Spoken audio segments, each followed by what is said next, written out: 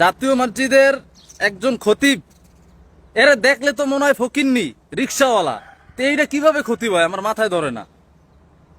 আবার ভুল করে অহরহ, একই 2-3 লাইন মুখস্থ করে আসে, একই খুতবা প্রতি জুমায় বলে। যে বক্তব্যটা বাংলায় দেয় ওইটা আর আরবিতে বলতে পারে না, সে আবার জাতীয় মসজিদের খতিব হয়ে গেছে।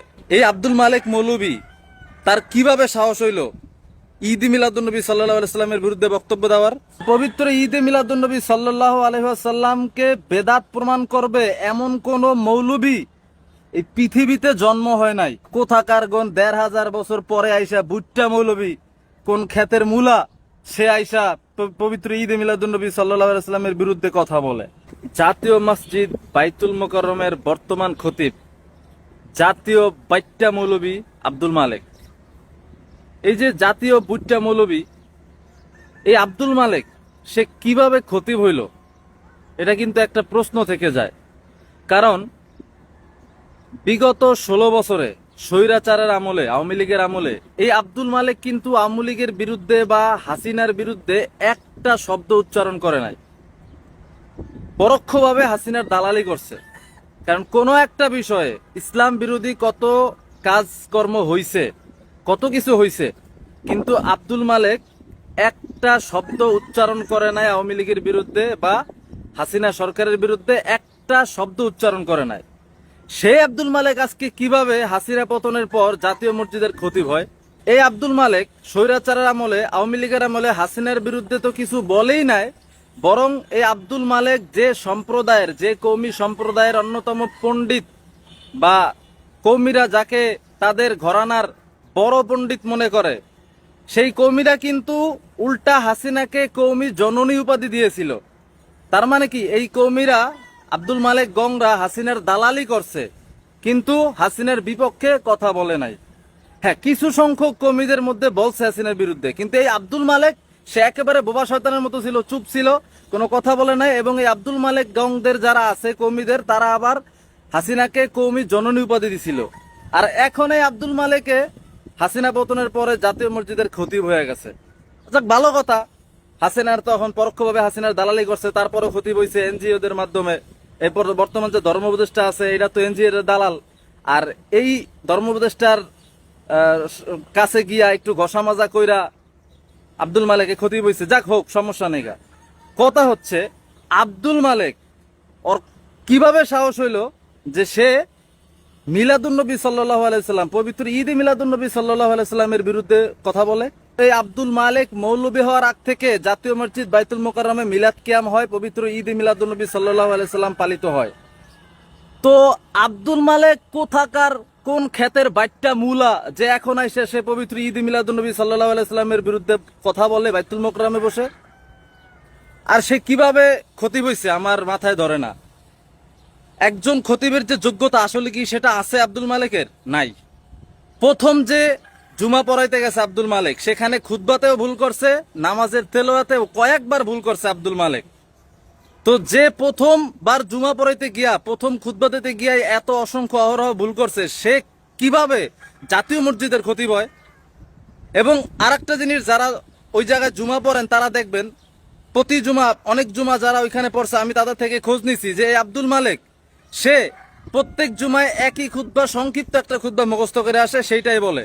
কিন্তু যে বক্তব্যটা বাংলাতে দেয় ওইটা আরবিতে বলতে পারে না, কারণ সেই যোগ্যতা তার নাই।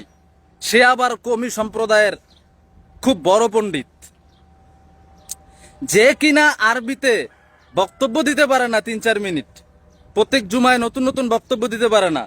সে কিনা আবার ঈদ মিলাদুন্নবী সাল্লাল্লাহু আলাইহি সাল্লামের মতো মহান আজিম বিষয়ের বিরুদ্ধে কথা বলে। কিসের এলেম আছে আর? জাতীয় মসজিদের একজন খতিব, এরা দেখলে তো মনে হয় ফকিন্নি রিক্সাওয়ালা। তো এইটা কিভাবে খতিব হয় আমার মাথায় ধরে না। আবার ভুল করে অহরহ, একই 2-3 লাইন মুখস্থ করে আসে, একই খুতবা প্রতি জুমায় বলে। যে বক্তব্যটা বাংলায় দেয় ওইটা আর আরবিতে বলতে পারে না, সে আবার জাতীয় মসজিদের খতিব হয়ে গেছে। এই আব্দুল মালেক মৌলভী, তার কিভাবে সাহস হইল ঈদ মিলাদুন্নবী সাল্লাল্লাহু আলাইহি সাল্লামের বিরুদ্ধে বক্তব্য দেওয়ার? যেখানে রাষ্ট্রীয়ভাবে সব জায়গা থেকে পবিত্র ঈদে মিলাদুন্নবী সাল্লাল্লাহু আলাইহি ওয়াসাল্লামের পক্ষে বিবৃতি দেওয়া হয়েছে, সেখানে আব্দুল মালেক কোন সাহসে কিভাবে জাতীয় মসজিদ বাইতুল মুকাররমে বসে পবিত্র ঈদ মিলাদুন্নবী সাল্লাল্লাহু আলাইহি ওয়াসাল্লামের বিপক্ষে শব্দ উচ্চারণ করলো, এটা বর্তমান সরকারকে খতিয়ে দেখতে হবে। কিভাবে সাহস পাইলো? যেখানে সরকারের প্রত্যেকটা জায়গা থেকে পবিত্র ঈদ মিলাদুন্নবী সাল্লাল্লাহু আলাইহি ওয়াসাল্লামের পক্ষে বিবৃতি দেওয়া হয়েছে, সেখানে আব্দুল মালেক কিভাবে সাহস পায় এটার বিরুদ্ধে বিবৃতি দেওয়ার, এটার বিরুদ্ধে বক্তব্য দেওয়ার?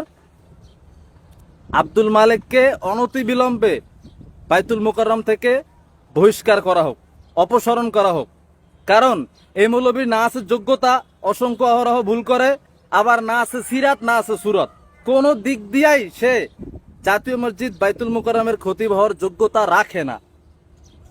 আর সে তো ধরতে গেলে বর্তমান রাষ্ট্রদ্রোহিতা করছে, যেখানে রাষ্ট্রীয়ভাবে সকল জায়গা থেকে পবিত্র ঈদ মিলাদুন্নবী সাল্লাল্লাহু আলাইহি ওয়াসাল্লামের পক্ষে বিবৃতি দিছে, সেখানে সে সেই রাষ্ট্রীয় বিবৃতির বিপক্ষে গিয়ে পবিত্র ঈদ মিলাদুন্নবী সাল্লাল্লাহু আলাইহি ওয়াসাল্লামের বিরুদ্ধে বক্তব্য দিয়েছে, অর্থাৎ সে রাষ্ট্রদ্রোহিতা করছে।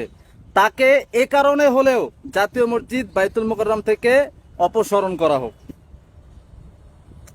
আমি বুঝি না, কৌমিরা মনে করতাম যে কৌমিরা কিতাব পড়ে, মোটামুটি এই এলেম কালাম কিছু হইলেও থাকতে পারে, কিন্তু কৌমিরা যাকে তাদের সের তাজ মানে, তাদের মধ্যে সবচেয়ে বড় পণ্ডিত মানে যাকে, সেই আব্দুল মালেকের অবস্থা এমন।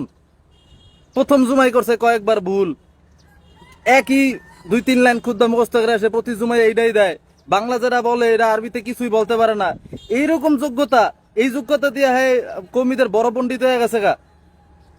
কৌমিরা এরে বড় পণ্ডিত মানে মানুষ আর খুঁজে পেল না, দেখতেও কেমন দেয় বাইটটা। এই জন্যই বলছি এটা জাতীয় বুট্টা মৌলবী।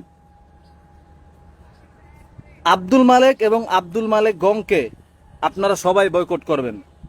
পবিত্র ঈদে মিলাদুন্নবী সাল্লাল্লাহু আলাইহি ওয়াসাল্লাম এমন একটা আজিম বিষয় এবং এমন একটা প্রমাণিত বিষয় যে পবিত্র ঈদে মিলাদুন্নবী সাল্লাল্লাহু আলাইহি ওয়াসাল্লামকে বেদাত প্রমাণ করবে এমন কোন মৌলবী এই পৃথিবীতে জন্ম হয় নাই। পবিত্র ঈদে মিলাদুন্নবী সাল্লাল্লাহু আলাইহি সাল্লামের পক্ষে আজকে থেকে না, 700, 800, 1000 বছর আগ থেকে লিখা হয়ে আসতেছে। ইসলামের মহান মহান বড় বড় ইমামগণ যারা ছিলেন, এমনও ইমাম ছিলেন যারা বুখারী শরীফের ব্যাখ্যা গ্রন্থ লিখছেন, তারা পবিত্র ঈদ মিলাদুন্নবী সাল্লাল্লাহু আলাইহি ওয়াসাল্লাম প্রমাণ করে গিয়েছেন। আর কোথাকার গণ 1500 বছর পরে আইসা বুট্টা মৌলবী, কোন ক্ষেতের মূলা, সে আইসা পবিত্র ঈদ মিলাদুন্নবী সাল্লাল্লাহু আলাইহি ওয়াসাল্লামের বিরুদ্ধে কথা বলে। এটা পড়ে না তো, এটির পড়ালেখা নাই। এই যে দেখেন কৌমিদের আব্দুল মালেক বলেন আর যারাই বলেন, এই জাস্ট তাদের ঘরানায় বা তাদের এই যে মাদ্রাসায় যে কয়টা কিতাব পড়ায়, এই কিতাবের বাইরে তাদের কোনো এলেমই নাই। কত কিতাব যে আছে, অসংখ্য অহরহ কিতাব লেখা আছে, এটার কোনো ধারণাই নাই তাদের কাছে। যদি থাকতো তাহলে কখনোই পবিত্র ঈদ মিলাদুন্নবী সাল্লাল্লাহু আলাইহি ওয়াসাল্লামের বিরুদ্ধে একটা শব্দ উচ্চারণ করতে পারতো না। এগুলো সব দুশ্মনের রাসূল, গোস্তাখ, এগুলা চিনে রাখবেন। আর দেখবেন এই বুট্টা মৌলবী, জাতীয় বুট্টা মৌলবী আব্দুল মালেকের অবস্থা কেমন হয়। কারণ পবিত্র ঈদ মিলাদুন্নবী সাল্লাল্লাহু আলাইহি ওয়াসাল্লামের বিপক্ষে সে অবস্থান নিয়েছে না, তার হাসর কেমন হয়, তার শেষ পরিণতি কেমন হয়, এটা আপনারা দেখবেন ইনশাআল্লাহ।